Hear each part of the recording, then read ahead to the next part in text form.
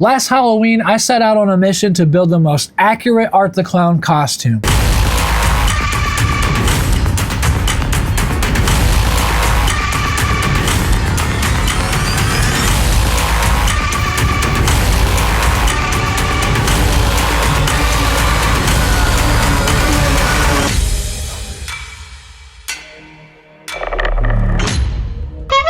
The problem is, unless you know a professional artist that can life cast your face and glue a movie quality mask to your skin, well then you're stuck using whatever's on the market. Most licensed art masks have molded in permanent eyes and teeth, which means zero facial expressions. And the really good unlicensed masks that get closer to the films, well those could be pretty expensive, anywhere from $200 to $500. So in this video, I'm going to show you how I rehauled the best licensed Art the Clown mask that will allow some facial expression. But this isn't just a mask rehaul. I'm breaking down the entire setup, from the mask to the costume and how it fits, the accessories, what's worth the money, how much does it cost, and where to get it. Before we touch the mask, I want to show you everything you're going to need for this rehaul. You're going to need a pair of scissors, a precision craft blade, some Gorilla Glue, some purse magnets, elastic strap, and elastic strap clips. And most of this stuff was purchased from Amazon or at Walmart. All the pricing and links and where I got everything from is going to be listed below in the description. Now these next two items, these are extra. They're not needed for the rehaul, but you're going to need them when you wear the mask because you're going to be cutting the eyes and the mouth out. So you're going to want to fill that space in and cover your skin. Now I bought professional grade, from what I understand from the research, makeup. You don't need this. You can use any black Halloween makeup and I think it'll do just fine. This makeup is very thick. I would suggest getting some type of a sponge to apply it. I also got the setting powder by the same company that you apply afterwards to keep it from coming off of your face so easy when you sweat. And also, this is optional, but the same brand makes a Tooth FX tooth paint that you can apply to your teeth to make them look all nasty and gross. Now, I didn't go that far last year. I might next year. I just knew that I didn't want to go with the artificial teeth that you can buy online. They're pretty expensive and they look like they'd be uncomfortable. And if you're going to a Halloween party and you're going to drink alcohol and eat food, it's probably not a good idea. And then of course, you can't skip this step. I bought costume lenses from a company called Moco Queen, but we'll get into these later. Let's get back to the mask rehaul and show you how to get your mask to look the way mine did. Basically what you do is, you see how there's this line that represents Art's hood? You want to cut back further. Cut the eyes out and the mouth out. Now since I've already installed all the magnets and straps on my Art mask, I'm going to use the Tinsley Transfer Victoria mask as a guinea pig to show you how to install all these magnets. The first thing you want to do is you want to put the mask up to your face and figure out where above your ear is. And then the same thing for the bottom strap, except you want it to run under your ear. So right here is about where my top strap is going to go. So I'm going to take the female magnet, I'm gonna go on the other side, I'm gonna poke this through. Now don't get too close to this edge here. You don't want it to end up ripping. And see how I'm not getting it to pop all the way through? Take your blade here and carefully start yourself a slit. Now we got one poking through. There we go. And then I'm just gonna take my scissors, push one side down, and push the other side down. So there's our first magnet for our top strap. The other side, you just gotta line it up with. So I know automatically it's going to be right here. So let's go ahead and do the other magnet.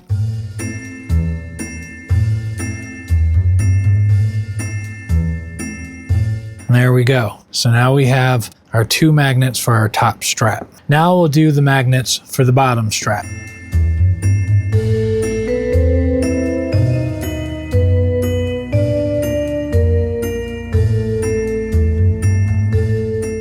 So there we have it. All right, let's go ahead and show you how to make the straps. Each strap consists of a 13-inch piece of elastic strap and a 4-inch piece of elastic strap, 2 male side magnets, and then 2 strap clips. First thing you do is grab your anchor end of your strap, and you're gonna run it through just like this. And then we're gonna apply some Gorilla Glue here and glue this together. What I like to do is run some glue on the edges of the straps so they don't fray. then for this glue, you just hold it together for about 30 to 45 seconds. Now that's nice and dry. We're going to set that off to the side. Now for your other half of your top strap, you're going to take this clip and you're going to run it through the center, just like this. And then you're going to glue this in to the back of this.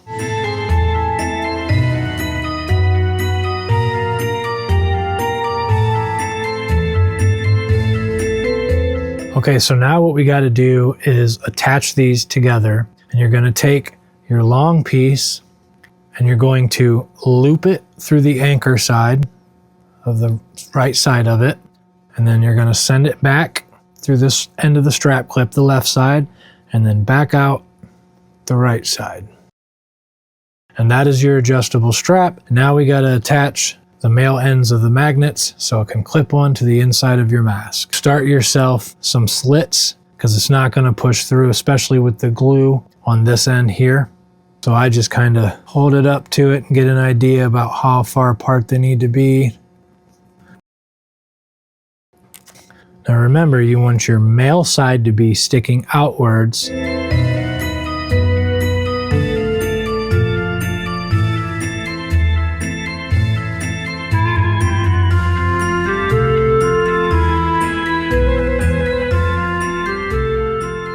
And that's the end of your top strap. And see, you can take this and pull it this way and make it longer. Now you're just going to repeat the same process for the bottom strap. You can make the long section of the bottom strap a little bit shorter. It wouldn't hurt to do it the same exact length because you can always shorten it. That's the plus side of it being adjustable. Now that we're done with the mask rehaul, let's talk about the contacts. So me and my fiance purchased contacts from a company called Moco Queen online. When you order these contacts, they will come with a case and they have solution in them already, but it is recommended that you replace that. When you go to put these in, the most important thing is make sure you're doing it over a flat, clean surface, because if you've never wore contacts before, I promise you're going to drop them. You do not want the smallest piece of dirt or dust or anything on them. And if you do drop them and you notice something is on them, you can put it in the palm of your hand, drop some solution in, swish it around with your finger until you get it clean. Do not try to put them back in your eyes if they are not 100% clean, because that can cause irritation, eye scratches, and other things as such. What you don't want to do is wait to put your contacts in until after you put your black makeup on, because you're going to be touching your face and around your eyes, and that's the last thing you want to do is get makeup on your contacts. I'd say it took me about an hour and a half to get mine in, and that's after watching tutorials, which I'll link some below. And the biggest thing was just getting past the reflex of the closer you get to your eye, you want to blink and close your eye. So it is definitely a learning process. Take your time, read the directions, and be safe. Now, when you go to buy your contact storage solution, cleaning solution, and your eye drops, don't just buy anything. Not all eye drops are created equal. So what I ended up going with after some research, Blink Dry Contacts Lubricating Eye Drops Moisturizing Dry Lenses.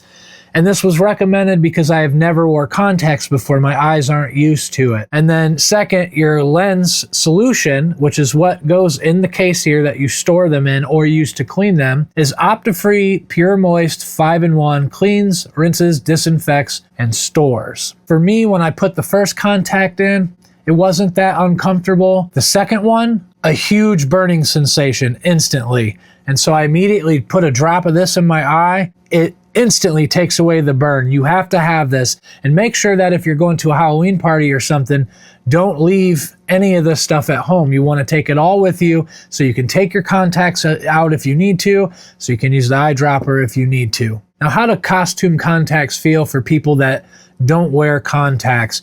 You get used to them pretty quickly. Can you tell that they're in? Yeah, you can. And at first you kind of notice, like these contacts specifically, they have a hole in the center so that your pupil can act as that scary little black dot. You can kind of see the outline of the hole, but you get used to it. We wore ours for, I don't know, maybe 3 hours or so, and I was fine. I mean, they didn't bother me all that much. Taking them out, much easier. You literally just lightly pinch them and pull them out. It takes 2 seconds. But once you get that black makeup on, your contacts are in, and your mask is on, you get into the costume, you're really gonna start feeling like Art the Clown. All right, moving on to the costume comparison. I bought one from Amazon and I bought one from Spirit Halloween. We're gonna start with the Amazon costume first. You get the suit itself, you get the collar, and you get the gloves. That's it. The biggest pro of the Amazon costume, the bright white on here gives you the option if you want to add blood or not. The biggest con for me was the fit. So this is an extra large. Everything fits well. It's nice and loose except for the shoulders and the crotch area. It's very tight. Now I'm about 5'10", 5'11", 220 pounds, and this is a size extra large. So if that gives you any idea of what size you might want, I feel like a 2X would have been better for me. This is made out of like a cotton poly blend, I believe. It's a little stiffer. The gloves fit just fine. The collar is a little tight and a little smaller overall, but that fit just fine as well. And if you go with this costume, just remember you're gonna have to buy a hood separately and you're gonna have to buy a hat, which I ended up using my hat for my Spirit Halloween costume, or you can use the one you cut off of the art mask and attach a string or a strap to it and just use that so you don't have to buy a hat. That works too. Now for the Spirit Halloween Art the Clown costume. This is made out of a completely different fabric. It comes with the suit, it comes with the hood and hat, it comes with the collar, and it comes with the gloves with the fingers already cut out. And as you can see, it already has blood on it. This is actually sublimation printing, so the blood is dyed directly into the fabric. This does actually come with a mask, but I'll be honest with you, it's not so much Art the Clown and more so Fart the Brown. It's hot garbage, toss it. Now, comfort-wise, Spirit wins by a landslide. This thing fits so perfect, and the fabric is comfortable. It's that nice wick-away polyester material. You know, it looks really cool with the blood. You've got blood on every piece already. But what I didn't like, and the biggest con to me, is if I decided I wanted to wear it clean, I couldn't. The hood cover fits amazingly. It has a piece of Velcro here so you can actually Velcro the hat and put the string down. And like I said, the collar is looser and bigger so it fits better, and the gloves are ready to rock right out of the package. So if you're okay with the dainty white yellowish color and you like the blood already being on it, then that might be the costume for you. Now we got to talk about the clown shoes. One thing you'll find out real fast is they don't mass produce clown shoes. They're all custom made. You're gonna be stuck paying a lot of money for them or finding costume style clown shoes. But I did find the perfect middle ground and the perfect solution. And guess what, guys? You would never guess where I ended up finding the perfect solution for the best Art the Clown clown shoes. Abracadabra Costume Store, the same one they filmed the costume store scene in Terrifier 2. And what's cool about these is you can wear these on your own shoes, but they look more realistic. They have the texture. They look like real clown shoes, and they will fit pretty much any shoe, I would imagine. And they have Velcro in the back. They have Velcro on the bottom. 2 strips on the bottom. So once you get these babies strapped on, they're not too bad. You can feel them flapping a little bit, but you get used to them real fast, and they're 10 times better than the cheap ones you buy from other costume stores, and 1,000,000 times cheaper than having somebody custom make them. All right, guys, now we're in the fun section, the accessories. And this is what takes your costume from good to, oh snap. We got the Terrifier chainsaw, the Terrifier butcher knife, the Terrifier 3 Christmas glasses, the infamous table leg. You gotta have some salt. Of course, you need some fake blood, the icing on the cake, your trusty, handy bike horn.